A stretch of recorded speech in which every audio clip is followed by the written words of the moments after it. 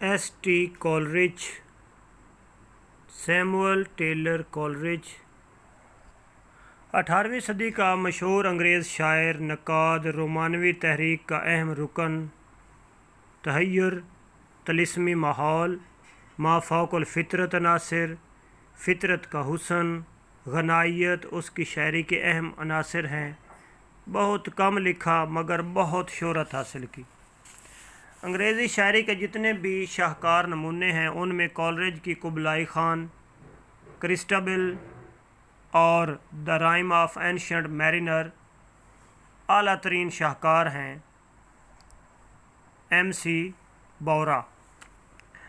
رات یخ بستہ ہے، جنگل میں کوئی پتا نہیں، کیا ہوا کی یہ درد و کرب سے بوجھل صدا، یہ ہوا ساکت ہے، اس میں اتنی بھی جنبش نہیں کہ خم کاکل کو وہ ہلکی سی لرزش دے سکے۔ اس نے دیکھی ایک دوشیزہ پسِ شاہ بلوط، دودھیا ریشم کا سا ملبوس، اس کے زیب تن جلملاہٹ چار سو پھیلی تھی، جس کی رات میں اس کی گردن سے چھلکتا تھا قبا پر زرد رنگ، مرمری گردن، حسین بازو تھے عریاں اور وہ پا برہنہ تھی، رگیں نیلی تھیں اس کے پاؤں کی۔ کرسٹبل۔ S T Coleridge. شوق بڑا ہو یا اچھا، شوق برا ہو یا اچھا، جنون بن جائے تو اچھے بھلے آدمی کو لے ڈوبتا ہے اور آدمی کہیں کا نہیں رہتا، اور اگر شوق بچپن ہی سے جنون بن جائے تو پھر ڈوبنے کا عمل بچپن ہی سے شروع ہو جاتا ہے۔ کولرج کے ساتھ یہی انہونی ہوئی۔ اسے کتابیں پڑھنے کا شوق بچپن ہی سے تھا اور کتابیں بھی الف لیلا جیسی۔ باپ پادری تھا، ایسی کتابوں کے سخت خلاف تھا، چنانچہ وہ کولرج کو اصول و قواعد اور مذہبی خیالات کے دائرے میں رکھنا چاہتا تھا۔ وقت پر گھر آؤ، یہ کرو وہ نہ کرو، یہ پڑھو یہ نہ پڑھو، اور اسی پر مار پیٹ ہوتی اور کولرج ہر پل خوف زدہ رہتا۔ ایک دن الف لیلا کا ترجمہ اس کے ہاتھ آ گیا، وہ کتاب لے کر گھر سے باہر چلا گیا۔ کتاب پڑھتے پڑھتے شام ہو گئی، اس پر باپ کی مار کا ڈر کپ کپی بن کر طاری ہو گیا۔ وہ گھر نہیں گیا، گھر سے باہر ایک باغ میں بیٹھا رہا۔ ساری رات برف باری ہوتی رہی اور وہ کتاب بغل میں دبائے ساری رات آنکھیں بند کر کے بیٹھا رہا، اور جوڑوں کا لا علاج درد اس کی ہڈیوں میں رچ بس گیا اور ساری عمر، ساری زندگی اس کے ساتھ ساتھ رہا۔ سیموئل ٹیلر کولرج 1772 میں انگلستان کے ایک چھوٹے سے گاؤں اوٹیرے میں پیدا ہوئے، جہاں اس کا باپ پادری تھا۔ 10 سال کا تھا تو اس کا باپ مر گیا۔ کولرج کو ایک خیراتی طالب علم کی حیثیت سے کرائسٹ اسکول لندن پڑھنے کے لیے بھیج دیا گیا۔ اسکول کا ہیڈ ماسٹر بڑا اچھا آدمی تھا، اس زمانے کے ماسٹروں کی طرح تنگ نظر نہ تھا۔ اس نے کولرج کے اندر جھانک کر اس کے تخلیقی جوہر کو پہچانا اور شاعری اور فلسفے کے مطالعے میں اس کی رہنمائی کی۔ چارلس لیمب، جو بعد میں انگریزی زبان کا ایک نامور ادیب بن کر ابھرا، اس سے اس اسکول میں اس کی ملاقات ہوئی۔ 16 سال کی عمر تک پہنچتے پہنچتے اس میں بڑی ادبی اور فکری تبدیلیاں رونما ہوئیں۔ اس کی بہن مر گئی، جس کی موت کا اس نے بڑا اثر قبول کیا۔ ایک خوبصورت لڑکی میری ایونز سے عشق ہو گیا مگر ناکامی ہوئی۔ انقلاب فرانس نے اس کے ذہن میں ایک ہلچل مچا دی۔ 1789 میں کیمبرج پڑھنے گیا تو شاعر سودے سے دوستی ہو گئی، رابرٹ سودے۔ اس کی سالی سارا فریکر سے شدید محبت ہوئی، تعلقات مثبت ثابت ہوئے۔ کولرج نے 1795 میں اس سے شادی کر لی اور پھر ورڈزورتھ سے دوستی ہو گئی، جو ناقابل یقین تعلق میں بدل گئی۔ ورڈزورتھ اسے اپنا روحانی بھائی کہتا تھا۔ لوگوں میں وہ 2 بدن اور 1 روح کے نام سے جانے جاتے تھے۔ کولرج کی ادبی زندگی کا باقاعدہ آغاز ورڈزورتھ سے ملاقات کے بعد ہوا۔ دونوں نے شاعری اور ادب پر بحث مباحثے کے بعد شاعری کے بارے میں نئے نظریات تشکیل دیے اور پھر ان نظریات کے تحت موضوعات کا انتخاب کیا اور نظمیں لکھیں، اور دونوں نے مل کر کتاب چھاپی جو انگریزی شاعری میں ایک اہم ترین کتاب سمجھی جاتی ہے اور شاعری کا ایک نیا رخ متعین کیا۔ اس کتاب کا نام لیریکل بیلڈز ہے۔ لیریکل بیلڈز لیریکل بیلڈز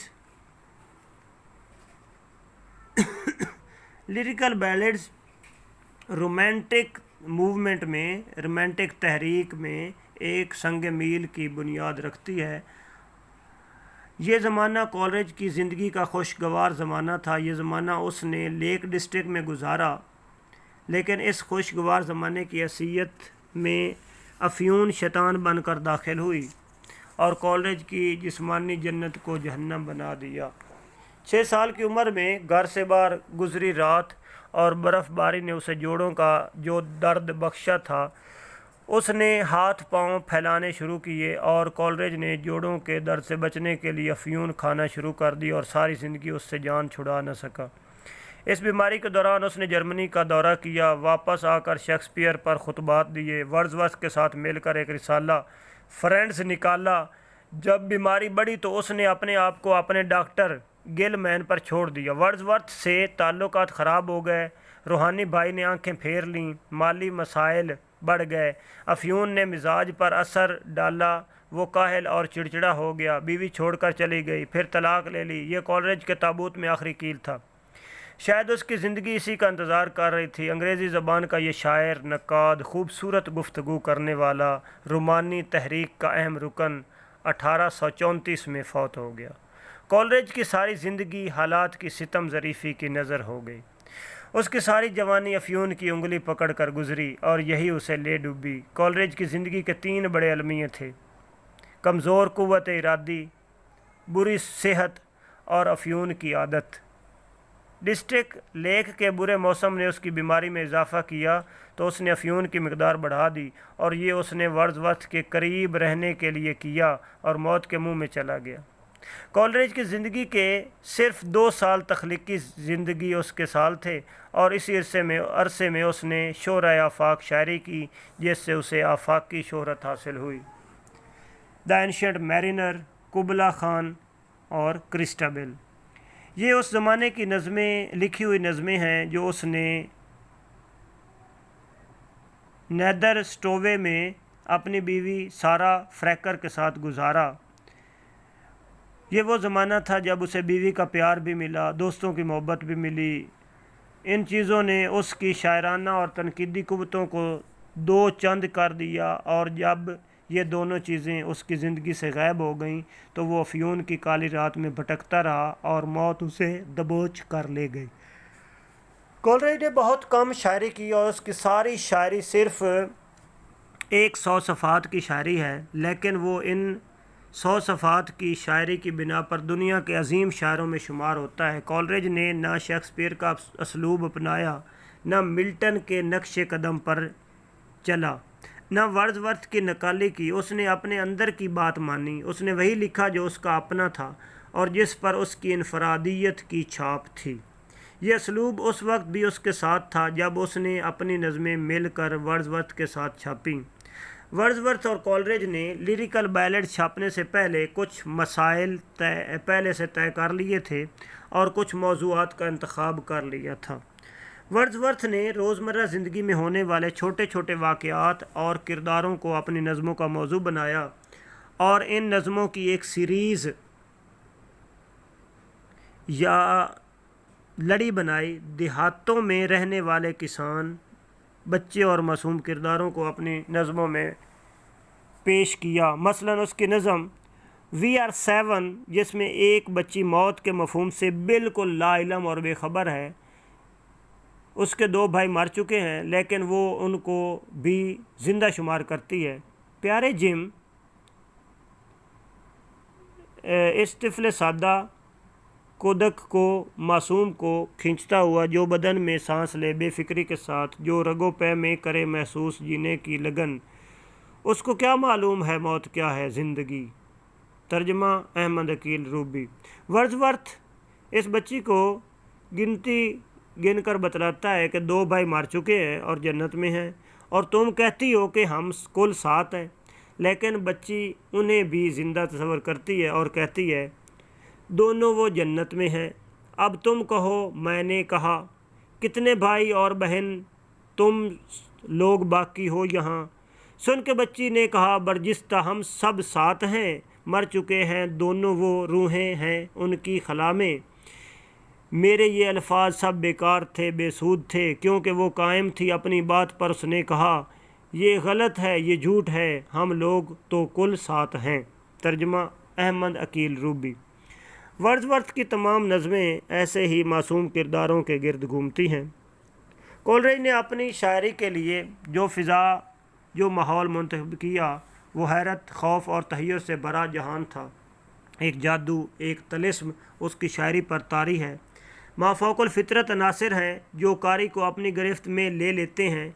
इस फ़िज़ा में वो रोमानवी किरदारों को तश्कील देता है और हैरत के दर खोलता नज़र आता है। चुड़ैलें, बदरूहें, हैरत और तहय्युर से भरे जंगलात, और इस फ़िज़ा में वो जादू का एक जाल बुनकर कारी को गिरफ्त में ले लेता है। ये वो फ़िज़ा है जिसमें ज़िंदगी और मौत साथ साथ चलती दिखाई देती हैं।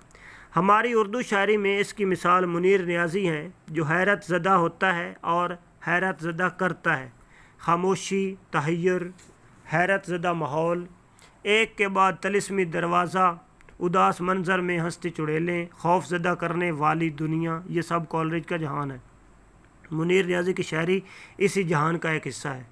कोलरिज अपनी नज़मों में तहय्युर और इसरार भरी दुनिया दिखाता है, अपने हदफ की तफसील नहीं देता।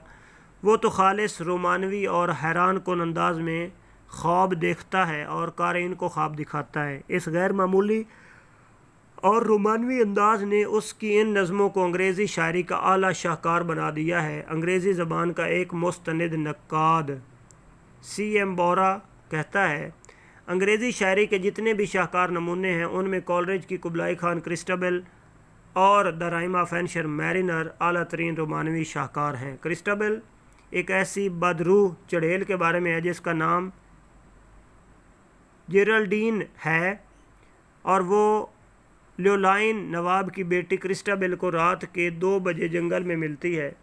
ये एक माफौकुल फितरत अनासिर में लिपटी नज़म है, लेकिन कोलरिज ने इन तमाम अनासिर को अपने रोमानवी अंदाज में पेश किया है कि तलिस्मी और जादुई फ़िज़ा में रोमानवी कैफियत तारी हो गई है। क्रिस्टबल रात के पिछले पैर अपने आशिक के लिए दुआ मांगने जंगल में जाती है। कोलरिज जंगल की चुप साकत फ़िज़ा को इस तरह बयान करता है, रात यख बसता है, जंगल में कोई पत्ता नहीं, क्या हवा की ये दर्द व करब से बोझल सदा, पर हवा साकित है, इसमें इतनी भी जुम्बिश नहीं कि ख़म काकुल को वो हल्की सी लर्जिश दे सके। वो ख़म काकुल जो है मादाम के रुखसार पर। तर्जुमा अहमद अकील रूबी। और फिर क्रिस्टबल को शाह बलूत के पीछे वो बदरू चुड़ैल नज़र आती है जिसका नक्शा कोलरिज ने कुछ यूँ खींचा है। उसने देखी 1-2 शीज़ा पसे शाह बलूत, 2 दिया रेशम का था मलबूस उसके ज़ेब तन, झिलमिलाहट 4 सू थी जिसकी रात में, उसकी गर्दन से छलकता था कुबा पर जर्द रंग, मरमरी गर्दन हंसी बाजू थे उरियाँ, और वो पा बरहना थी रगें नीली थीं उसके पाँव की, उसकी बेतरतीब जुल्फ़ों में सजे मोती गुहर झिलमिलाते थे, चमकते थे सितारों की तरह। एक माहवश खूबरू खिलत थी जिसकी फ़ाखरा, उसका यूँ मिलना किसी खौफ और डर से कम न था। तर्जुमा अहमद अकील रूबी। और फिर बयां से एक जादू और तलिस्म से भरी कहानी शुरू होती है। जेरल्डीन अपनी दास्तान गम सुनाती है, किस तरह 5 शाह सवार उसे उठाकर लाए और यहाँ फेंक कर चले गए। क्रिस्टबल उसे बाप का हवाला देकर कहती है, तुम फिक्र न करो, मेरे नवाब बाप के नौकर बड़े एहतराम से तुम्हें तुम्हारे घर छोड़ आएंगे, तुम मेरे महल में चलो। क्रिस्टबल उस थकी दोशीज़ा को महल में ले आती है। कदम कदम पर तहय्युर से भरे अनासिर रास्ता रोकते हैं। चुड़ैल को देखकर उसकी पालतू कुतिया चिल्लाती है।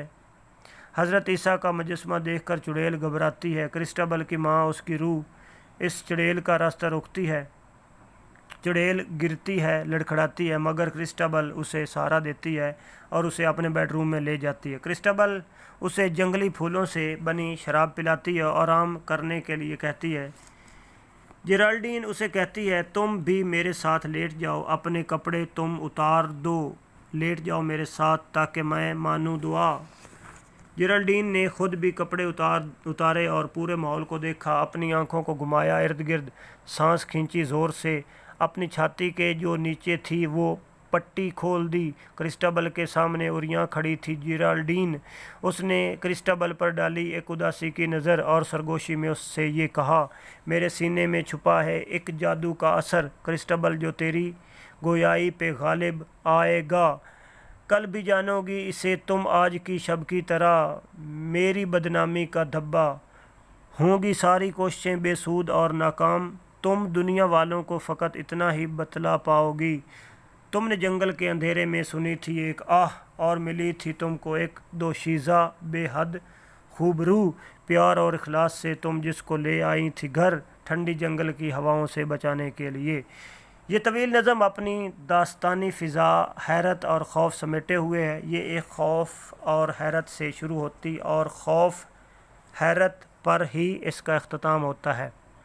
کولرج کی دوسری نظم قبلۂ خان خوبصورت امیجز اور مضبوط اور ماں فوق الفطرت تخلیقات کی ایک انوکھی نظم ہے۔ چنگیز خان اور لاکو خان کے جانشین قبلۂ خان نے ایک خیالی جنت تعمیر کرنے کا نقشہ تیار کیا تھا۔ کولرج نے ایک مضبوط شعری طاقت سے اسے نظم کی شکل دی ہے۔ یہ نظم نامکمل نظم ہے۔ اس کا پس منظر یہ ہے کہ کولرج نے افیون کھا کر افیون کے سرور میں اس نظم کو شروع کیا اور لکھتا رہا۔ جب نظم اپنے انجام تک پہنچنے والی تھی تو ایک ہندوستانی تاجر جو قالین بیچتا تھا اس کے پاس آ گیا اور کولرج کو اس کی کیفیت سے باہر نکال دیا اور کولرج آخری 2 مصرعے لکھ سکا، جن کا ترجمہ کچھ یوں ہے۔ پہلے انگریزی کی 2 لائنیں سن لیں۔ Under the waning moon the devil's lover weeps, جن کا مطلب یہ ہے جیسے گھٹتے چاند کے نیچے زنے فرقت زدہ، عاشق بدروح کی خاطر کرے آہو فغاں۔ اس کے بعد کولرج نے بہت کوشش کی مگر وہ اس نظم کو آگے نہ بڑھا سکا۔ یہ نظم نامکمل ہی رہی۔ اس کے باوجود یہ دنیا کی چند بہترین نظموں میں شمار ہوتی ہے۔ کولرج کی تیسری اہم نظم دا رائم آف اینشنٹ میرینر ہے۔ یہ ایک مصرع کی کہانی ہے جو اپنے ساتھیوں کے ساتھ سمندری سفر پر جاتا ہے، مختلف ساحلوں اور جزیروں میں گھومتا پھرتا ہے اور اس کی ملاقات ایک عجیب و غریب پرندے سے ہوتی ہے جو بولتا ہے، باتیں کرتا ہے اور کہانیاں اور لطیفے سنا کر ملاحوں کا دل بہلاتا ہے اور ملاحوں کے سفر کو خوشگوار بناتا ہے۔ پھر ایک ایسا وقت بھی آتا ہے جب ان کا جہاز ایک ایسے سمندر میں آ جاتا ہے جہاں زندگی نام کو نہیں، ہر طرف برف ہی برف ہے۔ The ice was here, the ice was there. It cracked and howled like noise in sound. اور وہ راستہ بھول کر بھوکے پیاس سے سفر کرتے رہے، ملاح مرتے رہے کیونکہ پانی کی ایک بوند بھی زندگی بچانے کے لیے میسر نہ تھی۔ Water water everywhere but not a drop to drink. لیکن پرندہ ان تمام باتوں سے لا تعلق اپنے موڈ میں خوش تھا۔ ملاح بھوک سے مر رہے تھے مگر وہ اپنے گیتوں اور کہانیوں میں مست تھا، وہ ہنس ہنس کر انہیں لطیفے سنا رہا تھا۔ چنانچہ نظم کے ہیرو ملاح نے ایک دن غصے میں آ کر اسے مار دیا اور خود ایک ایسے عذاب میں مبتلا ہو گیا جو مرتے دم تک اس پر طاری رہا۔ اس کے دل میں درد کی اچانک ایک ایسی لہر اٹھتی تھی کہ وہ تڑپنے لگتا اور درد اسی صورت میں ختم ہوتا تھا جب وہ کسی دوسرے آدمی کو اپنے جرم کے بارے میں بتلا نہیں دیتا تھا کہ اس نے ایک معصوم پرندے کو قتل کیا ہے۔ یہ نظم خوبصورت امیجری، تحیر، خوف اور جنوبی سمندروں کے خوفناک جلال کی ایک زندہ جاگتی اور بولتی تقریر ہے اور اس میں کولرج کی شعری موسیقیت اپنے عروج پر ہے۔ کولرج کا مطالعہ اس نظم کی تشکیل میں بہت کام آیا۔ اس نے سمندری سفر کے بارے میں بہت کتابیں پڑھی تھیں، بے شمار کہانیاں اسے ازبر تھیں، اس نے یہ سب کچھ اس نظم میں سمو دیا۔ نقادوں کا یہ کہنا ہے کہ ورڈزورتھ نے اپنے لیے زندگی سے مشاہدات اور تجربات اکٹھے کیے لیکن کولرج نے کتابوں سے سب کچھ حاصل کیا۔ اپنی نظموں میں کولرج نے لفظوں سے تصویریں بنائیں اور موسیقی کی فضا پیدا کی، یہی اسے اپنے ہم عصروں میں انفرادی حیثیت دلاتی ہے۔ شاعری میں موسیقیت کی بات کرتے ہوئے ایک نقاد نے شیلے، بائرن اور کالرج کا موازنہ کرتے ہوئے کہا ہے، جہاں تک لفظوں سے موسیقیت پیدا کرنے کا سوال ہے، اس کے بارے میں کہا جا سکتا ہے کہ یہ موسیقیت کچھ شیلے میں موجود تھی، کالرج میں بادرجہ اتم موجود تھی اور بائرن میں بالکل نہ تھی۔ اس بات کی تائید میں کالرج کی 4 لائنیں دوں گا، ترجمہ نہیں کروں گا تاکہ آپ الفاظ کے ٹکراؤ سے پیدا ہونے والی موسیقی سے لطف اندوز ہو سکیں۔ The fair breeze blew, the white foam flew, the furrow followed free. We were the first that ever burst into that silent sea.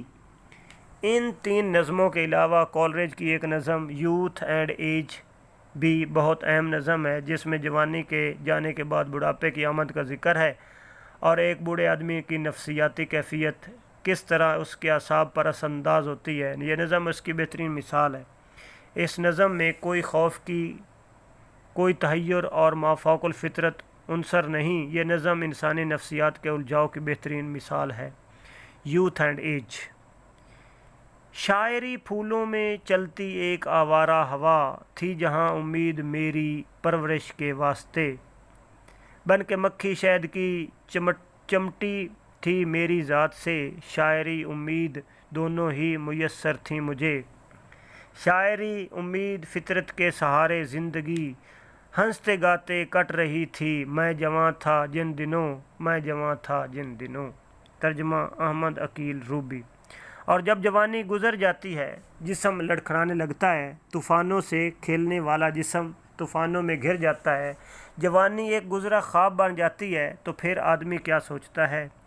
یہ خمیدہ چال، یہ بدلا ہوا ڈھانچہ میرا، دھوپ چاندنی سی نظر آتی ہے بادلوں میں مجھے، پھر بھی تیرے لبوں پہ موسم گل کی خبر، اور تیری آنکھوں سے میرے اشک لیتے ہیں چمک۔ زندگی ایک سوچ ہے اور سوچتا جاؤں گا میں، کیا یہی کہ اب بھی ہیں میں اور جوانی، کیا یہی کہ اب بھی ہیں میں اور جوانی ساتھ ساتھ۔ چھوٹے چھوٹے قطرے شبنم کے ہیں موتی صبح کے، چھوٹے چھوٹے قطرے شبنم کے ہیں موتی صبح کے، شام کے یہ ماتمی آنسو ہیں کیا؟ کچھ بھی نہیں، زندگی تنبیہ ہے اس کے سوا کچھ بھی نہیں، غم زدہ وہ کرتی ہے اور دکھ درد دیتی ہے ہمیں، ہوتے ہیں جب بوڑھے ہم۔ ترجمہ احمد عقیل روبی۔ 100 صفحات پر عظیم شاعری لکھ کر کالرج نے اعلان کر دیا، میرے اندر کا شاعر مر گیا ہے۔ کل میں تخیل کے گھوڑے پر سواری کرتا تھا، آج میں پیدل ہو گیا ہوں۔ اس اعلان کے بعد اس نے شیکسپیئر پر لیکچر دینا شروع کر دیے، تنقید کی طرف دھیان دیا اور اہم ترین تنقیدی کتاب لکھ ڈالی جس کا نام بایوگرافیا لٹریریا ہے اور تنقیدی نظریات پر ایک سند کا درجہ رکھتی ہے۔ اس نے اس کتاب میں ورڈزورتھ سے بہت سی باتوں میں اختلاف کیا اور یہی اختلاف ان کی دوستی میں دراڑ ڈال گیا۔ ورڈزورتھ شاعری کے لیے عام اور سادہ زبان کا قائل تھا اور کہتا تھا کہ ہمیں اپنی شاعری میں دیہات میں بولے جانے والی زبان کو فروغ دینا چاہیے، لیکن کالرج نے شاعری میں شہری اور شرفاء کی زبان کو استعمال کرنے کا مشورہ دیا۔ کالرج نے اولین متخیلہ اور ثانوی متخیلہ میں فرق واضح کیا۔ ورڈزورتھ واہمہ یعنی فینسی اور تخیل یعنی امیجنیشن کو ایک ہی قرار دیتا ہے، لیکن کالرج نے ان میں فرق واضح کیا۔ دوسری اہم بات یہ کہ کالرج نثر اور شاعری کی زبان میں فرق کی وضاحت کرتا ہے، لیکن ورڈزورتھ دونوں اصناف کے لیے ایک ہی زبان کو استعمال میں لانے کا مشورہ دیتا ہے۔ کالرج کہتا ہے کہ گفتگو کی زبان شاعری کی زبان نہیں ہو سکتی۔ اس کے علاوہ بے شمار ادب کے نظریات ہیں جن پر کالرج نے اپنے خیالات کا اظہار کیا ہے اور یہ خیالات تنقید کے نظام میں آج بھی رائج ہیں۔ کالرج کو بحیثیت شاعر اور تنقید نگار ایک اہم حیثیت حاصل ہے۔ صدیاں گزر چکی ہیں، یہ حیثیت قائم و دائم ہے۔ کالرج گفتگو بہت خوبصورت کرتا تھا۔ اس کی تحیر آمیز گفتگو کے بارے میں پڑھ کر منیر نیازی اور ناصر کاظمی کا خیال آ جاتا ہے۔ کالرج کی طرح یہ دونوں بھی جس محفل میں محو کلام ہوتے تھے، ارد گرد تحیر اور اسرار بھری فضا طاری کر دیتے تھے۔ میں دونوں کی محفل میں بیٹھا ہوں، دونوں میں بس مجھے ایک فرق نظر آتا تھا۔ منیر نیازی فقرہ بنا کر بولتے تھے، ناصر کاظمی کے منہ سے بنا بنایا فقرہ نکلتا تھا۔ انگریزی کا مشہور ادیب ہیزلٹ کولرج کے بارے میں اپنے مضمون میں لکھتا ہے، کولرج ہر موضوع پر بے تکان گفتگو کرتا تھا اور اس کی گفتگو اپنے اندر ایک دلچسپی رکھتی تھی۔ میں قسم کھا کر کہتا ہوں کہ جب وہ راستے پر بولتا ہوا چلتا تو راستہ کان بن کر اس کی باتیں سنتا تھا اور ہارمر کا پہاڑ جھک کر اس کی گفتگو سنتا تھا۔ ورڈزورتھ نے اس کے بارے میں کہا تھا کہ میں نے زندگی میں ایسا خوش گفتار آدمی نہیں دیکھا۔ جب وہ بولتا تھا تو آدمی سب کام چھوڑ کر اس کی طرف متوجہ ہو جاتا تھا۔ کولرج کی باتیں سب نے غور سے سنی، بس دو ہستیوں نے اس کی باتوں کی طرف توجہ نہ دی۔ ایک اس کی بیوی سارہ فریکر نے، وہ اسے بیماری میں اکیلا چھوڑ کر چلی گئی، اور دوسری افیون رہی تو وہ کولرج کے ساتھ ساتھ مگر اس کی جان لے کر چھوڑی۔ جب افیون بھی اس کا کوئی علاج نہ کر سکی تو موت کے ہاتھ میں اس کا ہاتھ دے کر خود بھی اندھیروں میں کھو گئی۔